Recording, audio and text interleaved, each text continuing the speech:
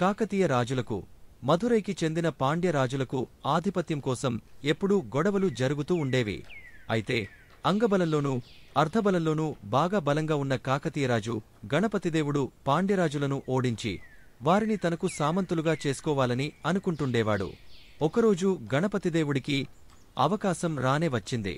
యుద్ధం కోసం తయారవమని తన సేనాధిపతికి ఆయన కబురు పంపించాడు. అయితే అప్పటికే అనేక యుద్ధాలు చేసి అలసిపోయి ఉన్న సైనికులు అందుకు సన్నద్ధంగా లేరని రాజుకు చెప్పాడు సేనాధిపతి. ఇలాంటి సమయంలో యుద్ధానికి వెళితే అపజయం పాలవాల్సి వస్తుందేమోనన్న అనుమానాన్ని కూడా ఆయన వ్యక్తం చేశాడు. అయితే పాండ్యరాజులను ఓడించేందుకు మంచి అవకాశం ఇప్పుడే వచ్చిందని, దీన్ని పోగొట్టుకోదలుచుకోలేదని చెప్పిన గణపతిదేవుడు యుద్ధానికి ఖచ్చితంగా వెళ్లాల్సిందేనని ఆజ్ఞాపించాడు. ఇలాగైతే తాము లొంగిపోవటం ఖాయమని, రాజుకు అవమానం జరుగక తప్పదనుకుంటూ సైన్యం సేనాధిపతి వెంట యుద్ధానికి బయలుదేరింది. సేనాధిపతి సైన్యంతో కలిసి యుద్ధానికి బయలుదేరిన గణపతిదేవుడు దారిలో సైనికులు వాళ్లలో వాళ్లు గుసగుసలాడుకోవటం గమనించాడు. గెలుపు సాధించే నమ్మకం సైనికులు ఎవరిలోనూ లేదని గ్రహించిన ఆయన వారిలో ఆత్మవిశ్వాసం కలిగించే ఉద్దేశ్యంతో ఒక అమ్మవారి ఆలయం ఎదుట గుర్రాన్ని ఆపాడు. గుడిలోపలికి వెళ్లి అమ్మవారికి నమస్కరించి బయటకు వచ్చిన రాజు, ఇప్పటికే అలసిపోయి ఉన్న మీరు ఈ యుద్ధంలో గెలవలేమని అనుకుంటున్నారు కదూ, ఈ విషయంలో అమ్మవారి సంకల్పం ఎలా ఉందో తెలుసుకుందాం రండి అంటూ పిలిచాడు. ఒక నాణెము తీసి చూపించి, బొమ్మ బొరుసు వేస్తాను, నాణెముపై గల రాజముద్రిక పడిందంటే అమ్మవారు మనల్ని దీవించినట్లే, విజయం మనదే, అదే బొరుసు పడితే మనం వెనక్కి వెళ్లిపోదాం అంటూ నాణెంపైకి ఎగురవేశాడు. అంతే, నాణంపై రాజముద్రిక కనిపించింది. నాణెముపై రాజముద్రిక కనిపించగానే సైనికులలో ఒక్కసారిగా ఉత్సాహము ఊరకలు వేసి గంగా ప్రవాహంలా సైన్యము ముందుకు సాగింది. గెలుపు తమదేననే ఆత్మవిశ్వాసంతో శత్రు సైనికులను చీల్చి చెండాడారు. రాజు గణపతిదేవుడు మధురై పాండ్యరాజులతో తలపడి వారిని చిత్తుగా ఓడించి వారి మిత్రరాజు కొప్పెరుజంగను తనకు దాసోహమయ్యేటట్లు చేసుకున్నాడు. యుద్ధంలో విజయానంతరం సైనికులంతా సంతోషంలో మునిగి ఉండగా రాజు వద్దకు వచ్చిన సేనాధిపతి యుద్ధానికి సంసిద్ధంగా లేని సైన్యం చేతనే యుద్ధం చేయించి విజయం సాధించడం ఆశ్చర్యంగా ఉంది ప్రభూ అని అన్నాడు. అప్పుడు గణపతిదేవుడు నవ్వుతూ తాను అమ్మవారి గుడి దగ్గర వేసిన బొమ్మ బొరుసు వెండి నాణేన్ని చూపించాడు. నాణెం రెండువైపులా రాజముద్రిక ఉండటం గమనించిన సేనాధిపతి రాజుకు వినయంగా నమస్కరించి అక్కడి నుండి వెళ్లిపోయాడు. ఈ కథను బట్టి మీకు ఏం అర్థమైందో చెప్పండి. అన్నింటికంటే ఆత్మవిశ్వాసం చాలా ముఖ్యమని అర్థమైంది కదూ. యుద్ధానికి ఏమాత్రం సంసిద్ధంగా లేని సైన్యంలో ఆత్మవిశ్వాసాన్ని పెంపొందించేందుకు రాజు తెలివిగా వెండి నాణెం రెండువైపులా రాజముద్రిక ఉన్నదాన్నే బొమ్మ బొరుసు వేశాడు. వారిలో ఉత్సాహం ఊరకలు వేసేలా చేశాడు. కాబట్టి ఈ కథ ద్వారా మనం అర్థం చేసుకోవాల్సింది ఏంటంటే, ఆత్మవిశ్వాసముంటే మనం దేన్నైనా సాధించవచ్చు. ఒక చిన్న నీటి సరస్సులో పక్షులన్నీ కలసిమెలసి జీవనం సాగిస్తుండేవి. అందులో ఎక్కువగా హంసల సంఖ్య ఎక్కువగా ఉండేవి. ఓ ఎండాకాలంలో ఆ సరస్సులో నీరు తక్కువ అవడంతో బాతులన్నీ వలస వెళ్లిపోయాయి. అందులో ఒక్క నల్లని బాతు మాత్రం అక్కడే హంసలతో పాటు ఉండిపోయింది. హంసల్లో పెద్ద వయసు కలిగినవి తమ పిల్లలతో పాటు ఈ నల్లబాతు పిల్లను కూడా చేరదీసి తమతోనే ఉంచుకోసాగాయి. ఇది నచ్చని చిన్న వయసు హంసలన్నీ బాతు పిల్లను ఏడిపించేవి. తమతో ఉండవద్దని, నువ్వు అందంగా ఉండవు, మేము చూడు ఎంత తెల్లగా ఉన్నాము అంటూ మాటలతో గాయపర్చేవి. వీటన్నింటినీ మౌనంగా భరించిన నల్ల బాతుపిల్ల ప్రతిరోజూ గట్టుపైన కూర్చుని బాగా ఏడ్చేది. ఎన్ని రోజులు గడుస్తున్నా చిన్న హంస పిల్లలు ఏవీ దాన్ని దగ్గరకు రానియలేదు. దీంతో ఆ బాధ భరించలేని నల్లబాతు అక్కడ్నించి దూరంగా వెళ్లిపోయి ఒక చిన్న చెరువులో ఉండిపోయింది. అక్కడ దాన్ని ఎవరూ ఏడిపించేవారు లేకపోవడంతో సంతోషంగా రోజులు వెళ్లదీయసాగింది. అయితే చిన్న హంసలు తనను దగ్గరికి రానియకపోయినా బిడ్డకంటే ఎక్కువగా చూసుకున్న తల్లి హంసలను ఒకసారైనా చూసి రావాలన్న కోరిక కలిగింది నల్లబాతుకు. ఇంకేముంది అనుకున్న వెంటనే సొంత గూటికి బయలుదేరింది. అక్కడికి వెళ్లిన నల్లబాతు ఆశ్చర్యంతో నోరెళ్లబెట్టింది. ఎందుకంటే తనతోటి వయస్సున్న చిన్న హంసలన్నీ పెద్ద హంసలైపోయాయి. తననే ఆశ్చర్యంగా అవి చూస్తుండటంతో, మీరందరూ నన్ను దగ్గరికి రానియని నల్లబాతును నేనండా గుర్తు పట్టారా అని వాటిని ప్రశ్నించింది. మీరు ఏడిపిస్తున్నారని వెళ్లిపోయాను, మిమ్మల్ని చూడాలన్న ఆశతో మళ్లీ తిరిగి వచ్చాను అని చెప్పింది. వెంటనే హంసలకు నల్లబాతు గుర్తువచ్చి నోరు మెదపకుండా ఉండిపోయాయి. ఇంతలో తల్లి హంసలు దీన్నంతా చూసి నల్లబాతును అక్కున చేర్చుకుని, ఎందుకు వెళ్లిపోయావు, ఎలా ఉన్నావంటూ కుశల ప్రశ్నలు వేసి నల్లబాతును దగ్గరికి తీసుకున్నాయి. దీన్ని చూసి ఈర్ష్యతో వెళ్లిపోతున్న పెద్దవైన హంసపిల్లలను తల్లి హంసలు పిలిచి చీవాట్లు పెట్టాయి. మీరంతా బయటకు కనిపించే అందాన్నే చూస్తున్నారు. మనసును చూడటం లేదు. రంగు నల్లనైనప్పటికీ బాతుకు మనమందరమంటే ఎంతో ప్రేమ. మనం మర్చిపోయినప్పటికీ మనల్ని గుర్తుపెట్టుకుని అంత దూరం నుంచి వెతుక్కుంటూ వచ్చింది. అలాంటిదాన్ని బాధపెట్టడం మంచిది కాదు. ఇప్పుడు మీరు చిన్నపిల్లలు కాదు, పెద్దవాళ్లు అయినారు. మంచి చెడ్డలు ఆలోచించాలంటూ బుద్ధి చెప్పాయి తల్లి హంసలు. దీంతో చేసిన తప్పును తెలుసుకున్న హంస పిల్లలు తమను మన్నించమని నల్లబాతును కోరాయి. నల్లబాతు సంతోషంగా వాటిని స్వీకరించటంతో ఆనందంగా నీళ్లలోకి గంతులు వేసుకుంటూ చేపలు పట్టేందుకు వెళ్లిపోయాయి. ఇక అప్పటినుంచి అవన్నీ కలసిమెలసి ఐకమత్యంతో సంతోషంగా జీవనం గడపసాగాయి. అనగానగా ఒక రాజు ఉండేవాడు. ఆ రాజుకు కొత్త విషయాలను తెలుసుకోవటమంటే చాలా ఇష్టం. కనపడిన వాళ్లనల్లా కొత్త విషయాలు చెప్పండి, కొత్త విషయాలు చెప్పండి అని వేధించేవాడాయన. ఎవరైనా గొప్ప విషయాన్ని చెబితే వాళ్లకు ఏదో ఒక బహుమానం ఇచ్చేవాడు. ఒకరోజున ఆయన ప్రపంచంలోని గొప్ప గొప్ప శాస్త్రవేత్తలను పిలిపించాడు. మీరు కనుగొన్న క్రొత్త పరికరాలను, పదార్థాలను, ప్రయోగాలను వివరించండి అన్నాడు. అందరూ ఎవరికి వారు తాము కనుగొన్న విషయాలను చూపి వివరించారు. రాజుగారికి అవన్నీ చాలా సంతోషాన్నిచ్చాయి. కాని వాటిని ఉపయోగించి ఏమి చేయాలో మాత్రం ఆయనకు అర్థం కాలేదు. శాస్త్రవేత్తలు అందరినీ పంపించివేశాక రాజుగారు ఆలోచనలో పడ్డారు. ఇవన్నీ కొత్త సంగతులు సరే కాని మామూలు ప్రజలకు పనికివచ్చేవి ఇందులో ఎన్ని ఉన్నాయి? అసలు నా రాజ్యపు ప్రజల అవసరాలను ప్రతిబింబించేవిగా ఈ ప్రయోగాలు ఎందుకు లేవు అని. అప్పుడు మంత్రి, ప్రభూ, నాకు తెలిసిన శాస్త్రవేత్త ఒకరున్నారు. ప్రజల మధ్యనే జీవిస్తుంటాడాయన. ఆయన ప్రయోగాలు అందరికీ సులభంగా అర్థమవుతుంటాయి. మీరు కోరితే ఆయనను ఒకసారి రమ్మంటాను అన్నాడు రాజుతో. రాజుగారు సంతోషంగా సరే అనగానే మంత్రి శాస్త్రవేత్తను పిలిపించాడు. శాస్త్రవేత్త బల్లమీద ఒక గాజు కుప్పెను పెట్టాడు. ఆ కుప్పెలో ఒక ఈగ ఎగురుతున్నది. దానికి 6 కాళ్లు ఉన్నాయి. రాజుగారికి ఈగను చూపించి శాస్త్రవేత్త ఆ ఈగకు ఒక కాలు తీసేశాడు. ఈగ కొంచెంసేపు బాధపడి ఆపైన మళ్లీ ఎగరసాగింది. శాస్త్రవేత్త ఒక్కటొక్కటిగా దాని కాళ్లు తీసేస్తూ వచ్చాడు. చివరికి అది ఇక ఎగరలేక ఒకే చోట కూలబడింది. రాజుగారికి ఈగ పరిస్థితిని చూసి కళ్లలో నీళ్లు వచ్చాయి. అప్పుడు శాస్త్రవేత్త, ప్రభూ, ఈగ పరిస్థితిని చూసి తమకు బాధ కలిగిందని తెలుస్తూనే ఉన్నది. అయితే తమరు గమనించాల్సింది వేరే ఉన్నది. ఈగ మన రాజ్యంలో రైతును సూచిస్తున్నది. పశువులు, నీళ్లు, విత్తనాలు, శ్రమశక్తి, భూమి గిట్టుబాటు ధర 6 రైతుకు 6 కాళ్లలాంటివి. ప్రస్తుతం మన రాజ్యంలో రైతుకు ఇవన్నీ ఒక్కటొక్కటిగా దూరమైపోతున్నాయి. రైతులు ఏమీ చేయలేక చతికిలబడిపోతున్నారు. దీన్ని మీ దృష్టికి తేవటం కోసం ఇలా చేయవలసి వచ్చింది, క్షమించాలి అన్నాడు. తన రాజ్యంలో రైతుల కష్టాలేంటో తెలుసుకున్న రాజుగారు వెంటనే సంక్షేమ కార్యక్రమాలు చేపట్టారు. వ్యవసాయానికి పెద్ద పీట వేశారు. రైతుల స్థితిని మెరుగుపరచారు. రామాపురం అనే పల్లెటూర్లో జోగయ్య అనే రైతు ఉన్నాడు. భార్య, పిల్లలతో చూడముచ్చటైన కుటుంబం అతడిది. అతడికి రాము అనే 10 ఏళ్ల కొడుకు, భాగ్య అనే 5 ఏళ్ల కూతురు అంటే పంచప్రాణాలు. తనకున్న కొంత పొలంలో వ్యవసాయం చేసే జోగయ్య చిన్నపాటి గొర్రెల మందను కూడా పెంచుతుండేవాడు. ఒకరోజు పొలం పని చేసే కూలీలతో పొలానికి వెళ్తూ పాటు గొర్రెల మందని తోలుకుని పొలానికి వెళ్లాడు జోగయ్య. అంతేగాకుండా తాను పొలం పనులు చూసుంటుంటే గొర్రెలకు కాపలా ఉంటాడని కొడుకును కూడా పొలానికి తీసుకువచ్చాడు. నాయనా రాము, నేను పక్కనే కూలీలతో పొలం పని చేయిస్తూ ఉంటాను. నువ్వు గొర్రెల మందను జాగ్రత్తగా గమనిస్తూ ఉండు అని చెప్పాడు జోగయ్య. కాని ఇక్కడకు అప్పుడప్పుడు పెద్ద పులి వస్తూ ఉంటుంది కాబట్టి చాలా జాగ్రత్తగా ఉండాలని హెచ్చరికగా చెప్పాడు. ఒకవేళ పులి వచ్చినట్లయితే గట్టిగా కేకలు వేయమని చెప్పి కూలీలతో పనులు చేయించటంలో మునిగిపోయాడు జోగయ్య. అసలే ఆకతాయి కుర్రాడైన రాము తండ్రిని ఆటపట్టించాలని అనుకున్నాడు. అనుకున్నదే తడవుగా, నాన్నా నాన్నా, పెద్ద పులి వచ్చింది అంటూ పెద్దగా అరిచాడు.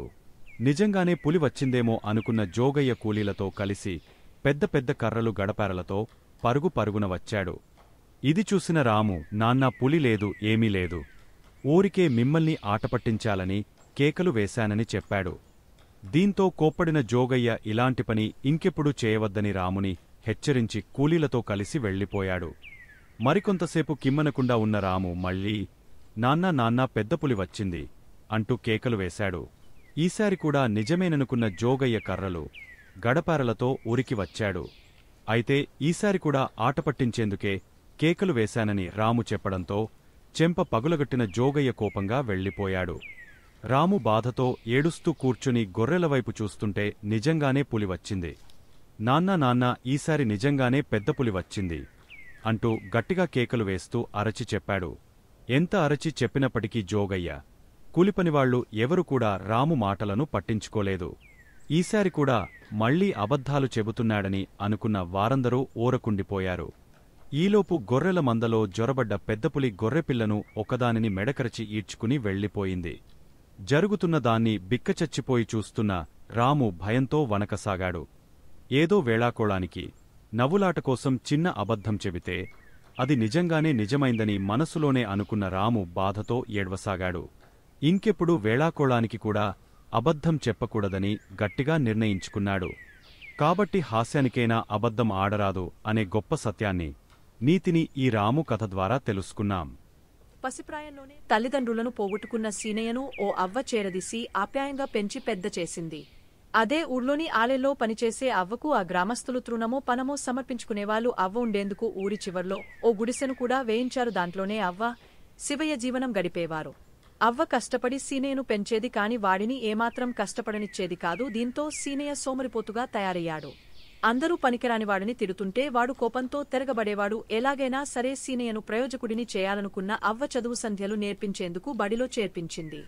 అయితే బడిలో పిల్లలను కొడుతున్నాడన్న కారణంతో పంతులు వాడిని బడికి రానివ్వలేదు. దాంతో చదువు సాగకపోగా వాడి మొరటుతనం పెరగసాగింది. ఒకరోజు అవ్వకు ఉన్నట్టుండి ఆరోగ్యం చెడి మంచం పట్టింది. తాను చనిపోవడం తప్పదనుకున్న ఆమె మనవని దగ్గరికి పిలిచి, నాయనా శివయ్య, అందరూ నిన్ను పనికిమాలినవాడివని గేలి చేస్తున్నందుకు బాధపడి వాళ్లమీద తిరగబడి గొడవలు తెచ్చుకోవద్దు. ఈ సృష్టిలో పనికిమాలినదంటూ ఏది ఉండదు. దేని ప్రయోజనం దానికి ఉంటుంది. ఈరోజు ఇలా అన్నవరే రేపు నిన్ను మంచివాడివి అంటారు. ఆ దేవుడే నీకు రక్షగా ఉంటాడు అని చెప్పి కన్ను మూసింది. అవ్వ పోయాక ఊరిజనం సీనయ్యను మరింత చులకనగా చూడసాగారు. దీంతో ఈ ఊర్లో నుంచి బయటికి వెళ్లిపోయి అవ్వ చెప్పినట్లుగా ప్రయోజకుడే తిరిగి వచ్చి అందరి దగ్గర మెప్పు పొందాలని అనుకున్నాడు. గుడిసెలో ఒక మూలగా అవ్వ వాడిన చింకి గోతాం, దాని పక్కన గూట్లో సూది కనిపించాయి. వాటిని చూడగానే ఈ సృష్టిలో పనికిరానిదంటూ ఏదీ లేదు అని చెప్పిన అవ్వమాటలు గుర్తుకు రాగా అక్కడ్నించి బయటపడ్డాడు. అలా వెళ్తుండగా ఒక అడవిలో ఓ పెళ్లి బృందాన్ని బందిపోటు దొంగల నుంచి కాపాడడంతో సీనయ్యను మెచ్చుకుంటూ వాళ్లు 10 కాసుల బంగారు నాణేలను బహుమతిగా ఇచ్చారు. బంగారు కాసులు వచ్చిన ఉత్సాహంతో సీనయ్య వేగంగా నడవసాగాడు. అడవిదాటి కొంత దూరం పోయేసరికి వాడికి ఒక మామిడితోపులో కొంతమంది గుసగుసలాడుతూ మాట్లాడుకోవడం కనిపించింది. దగ్గరికెళ్లిన సీనయ్య సంగతేంటని అడిగాడు. మహారాజా, వారిని చూసి తిరిగి వస్తున్న మా జమీందారు భోజనం కోసం ఇక్కడ విడిది చేశారు. కాళ్ళు కడుక్కునేందుకు చెప్పులు విడిచినప్పుడు ముళ్ళు గుచ్చుకుపోయింది. ఎలా తీయాలో మాకు పాలుపోవడం లేదని చెప్పారు సేవకులు. ఓస్ ఇంతేనా అంటూ తన దగ్గరున్న సూదిని తీసి ముందుకెళ్లిన సీనయ్య జమీందారు కాలినుంచి ముళ్ళును సునాయాసంగా తీసిపారేశాడు. దీంతో ముళ్ళు బాధ నుంచి బయటపడ్డ జమీందారు మెచ్చుకున్నాడు. ఈలోగా అటువైపే వెళ్తోన్న పెళ్లి బృందం వాళ్లు కూడా సీనయ్య చేసిన సహాయం గురించి జమీందారుకి చెప్పారు. విషయం విన్న జమీందారు మరింతగా సంతోషిస్తూ సీనయ్య వివరాలు అడిగ తెలుసుకుని, మీ ఊరు మా జమీనులో భాగమే. కొంతకాలంగా ఆ ఊర్లో సెస్తులు సరిగా వసూలు కావటం లేదు. మా అధికారులకు నీ సహాయం కావాలి. వారికి సహాయకుడిగా నీకు ఉద్యోగం ఇస్తాను, చేరుతావా అని అన్నాడు జమీందారు. పట్టరాని సంతోషంతో సీనయ్య సరేనన్నాడు. కొన్ని సంవత్సరాల తరువాత సెస్తులు వసూలు చేసే అధికారికి సహాయంగా తన గ్రామానికి వెళ్లిన అతడిని గ్రామస్తులంతా చాలా గౌరవంగా సీనయ్యగారు అంటూ పిలవడం చూసి ఆశ్చర్యపోయాడు. ఈరోజు హేళన చేసిన వారే రేపు నిన్ను చూసి ప్రయోజకుడివని మెచ్చుకోగలరు అంటూ అవ్వ ఇచ్చిన దీవెనలో మనసులో మెదలగా లోలోపలే సంతోషంతో పొంగపోయాడు సీనయ్య. జోగయ్య అనే రైతు ఉన్నాడు. భార్య పిల్లలతో చూడముచ్చటైన కుటుంబం అతడిది. అతడికి రాము అనే 10 ఏళ్ల కొడుకు, భాగ్య అనే 5 ఏళ్ల కూతురు. అంటే పంచప్రాణాలు తనకున్న కొంత పొలంలో వ్యవసాయం చేసే జోగయ్య చిన్నపాటి గొర్రెల మందను కూడా పెంచుతుండేవాడు. ఒకరోజు పొలం పని చేసే కూలీలతో పొలానికి వెళ్తూ పాటు గొర్రెల మందని తోలుకుని పొలానికి వెళ్లాడు జోగయ్య. అంతేగాకుండా తాను పొలం పనులు చూసుంటుంటే గొర్రెలకు కాపలా ఉంటాడని కొడుకును కూడా పొలానికి తీసుకువచ్చాడు. నాయనా రాము, నేను పక్కనే కూలీలతో పొలం పని చేయిస్తూ ఉంటాను, నువ్వు గొర్రెల మందను జాగ్రత్తగా గమనిస్తూ ఉండు అని చెప్పాడు జోగయ్య. కాని ఇక్కడకు అప్పుడప్పుడు పెద్ద పులి వస్తూ ఉంటుంది కాబట్టి చాలా జాగ్రత్తగా ఉండాలని హెచ్చరికగా చెప్పాడు. ఒకవేళ పులి వచ్చినట్లయితే గట్టిగా కేకలు వేయమని చెప్పి కూలీలతో పనులు చేయించటంలో మునిగిపోయాడు జోగయ్య. అసలే ఆకతాయి కుర్రాడైన రాము తండ్రిని ఆటపట్టించాలని అనుకున్నాడు. అనుకున్నదే తడవుగా నాన్నా పెద్ద పులి వచ్చింది అంటూ పెద్దగా అరిచాడు. నిజంగానే పులి వచ్చిందేమో అనుకున్న జోగయ్య కూలీలతో కలిసి పెద్ద పెద్ద కర్రలు గడపారలతో పరుగు పరుగున వచ్చాడు. ఇది చూసిన రాము, నాన్నా పులి లేదు, ఏమీ లేదు, ఊరికే మిమ్మల్ని ఆటపట్టించాలని కేకలు వేశానని చెప్పాడు. దీంతో కోప్పడిన జోగయ్య ఇలాంటి పని ఇంకెప్పుడు చేయవద్దని రాముని హెచ్చరించి కూలీలతో కలిసి వెళ్లిపోయాడు. మరికొంతసేపు కిమ్మనకుండా ఉన్న రాము మళ్లీ నాన్నా పెద్ద పులి వచ్చింది అంటూ కేకలు వేశాడు. ఈసారి కూడా నిజమేననుకున్న జోగయ్య కర్రలు గడపారలతో ఊరికి వచ్చాడు. అయితే ఈసారి కూడా ఆటపట్టించేందుకే కేకలు వేశానని రాము చెప్పడంతో చెంప పగులగట్టిన జోగయ్య కోపంగా వెళ్లిపోయాడు. రాము బాధతో ఏడుస్తూ కూర్చుని గొర్రెలవైపు చూస్తుంటే నిజంగానే పులి వచ్చింది, నాన్నా ఈసారి నిజంగానే పెద్ద పులి వచ్చింది అంటూ గట్టిగా కేకలు వేస్తూ అరచి చెప్పాడు. ఎంత అరచి చెప్పినప్పటికీ జోగయ్య కూలిపనివాళ్లు ఎవరు కూడా రాము మాటలను పట్టించుకోలేదు. ఈసారి కూడా మళ్లీ అబద్ధాలు చెబుతున్నాడని అనుకున్న వారందరూ ఊరకుండిపోయారు. ఈలోపు గొర్రెల మందలో జొరబడ్డ పెద్దపులి గొర్రెపిల్లను ఒకదానిని మెడకరచి ఈడ్చుకుని వెళ్లిపోయింది. జరుగుతున్నదాన్ని బిక్కచచ్చిపోయి చూస్తున్న రాము భయంతో వనకసాగాడు. ఏదో వేళాకోళానికి నవ్వులాట కోసం చిన్న అబద్ధం చెబితే అది నిజంగానే నిజమైందని మనసులోనే అనుకున్న రాము బాధతో ఏడ్వసాగాడు. ఇంకెప్పుడు వేళాకోళానికి కూడా అబద్ధం చెప్పకూడదని గట్టిగా నిర్ణయించుకున్నాడు. కాబట్టి హాస్యానికైనా అబద్ధం ఆడరాదు అనే గొప్ప సత్యాన్ని, నీతిని ఈ రాము కథ ద్వారా తెలుసుకున్నాం. దైవభక్తుడైన సింహాచలం ఊరూరా తిరుగుతూ దేవుడి గురించి ప్రచారం చేస్తూ వెళ్తుంటాడు.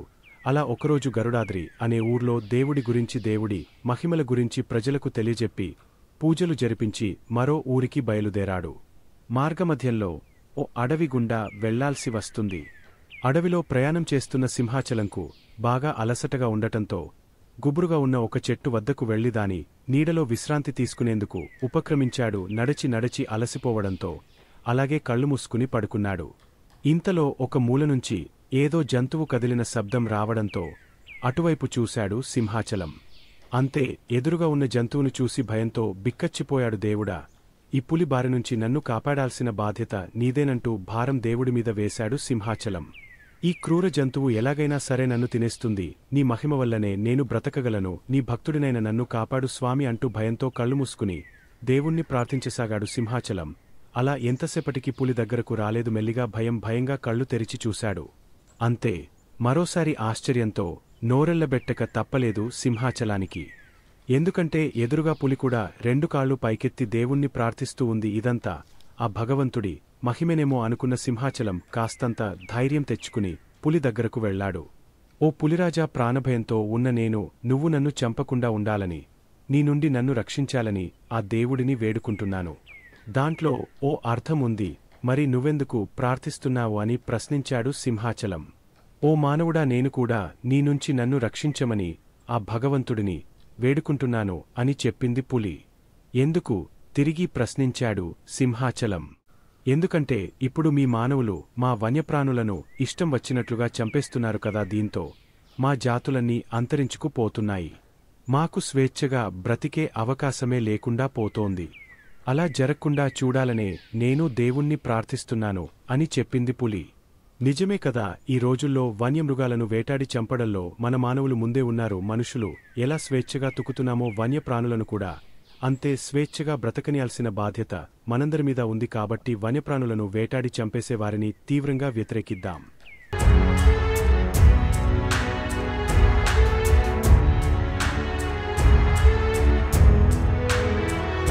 మీరు మరిన్ని వీడియోలు చూడాలంటే మన ఛానల్ను సబ్స్క్రైబ్ చేయండి. పక్కనున్న బెల్ ఐకాన్ని ప్రెస్ చేయండి.